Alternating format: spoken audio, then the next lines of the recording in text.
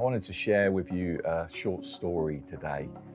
One day during the week I was leaving work, and as I was coming out of the doors of City Life Church where I work, I noticed that there was a guy who was sat right by the entrance.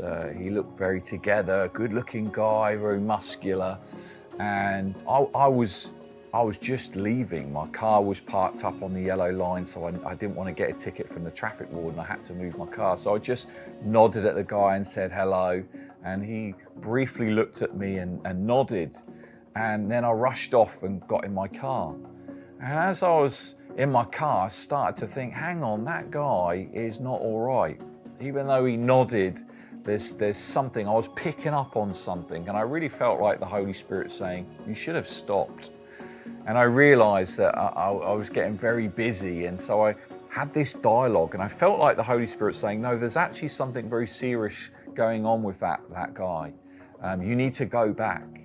And so I'm like, but God, I've got to be home, my family will be waiting for me, and I've done my work hours, and it would have been an inconvenience going back. But I really felt that God was saying, no, this is important, you need to go back. So I kind of made this deal with the Holy Spirit and said, well, I'll tell you what, I'll park my car up and I'll walk back. My house is only a block away from the church building.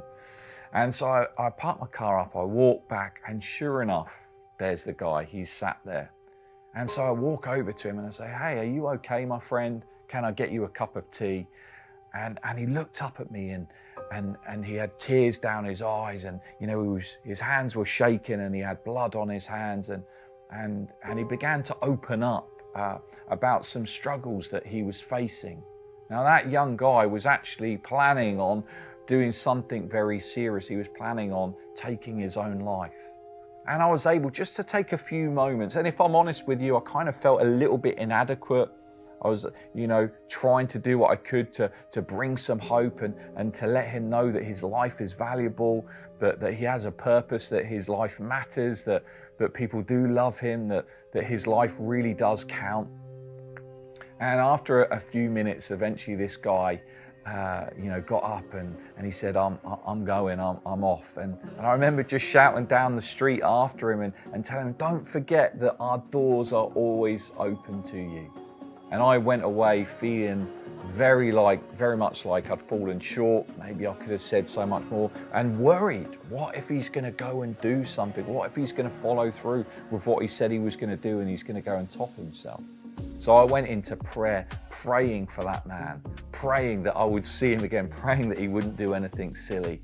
And thank God, a few days later, I bumped into him, and I've bumped into him several times since. And now I know his name, and we've been able to build a little bit more of a relationship, getting to know one another. Now, who knows that if it wasn't for me being inconvenienced and going back and having that conversation, maybe that guy wouldn't be here now. Maybe that guy would have gone and done something very silly. And God was just really reminding me and teaching me through that situation that so many times we get so busy, so caught up in our own lives, that we fail to stop and notice and see what God's trying to show us. So I want to encourage you as you go throughout your day, as you go throughout your life, don't be so busy that you get so caught up in your own life that you fail to see those people that actually are crying out for help.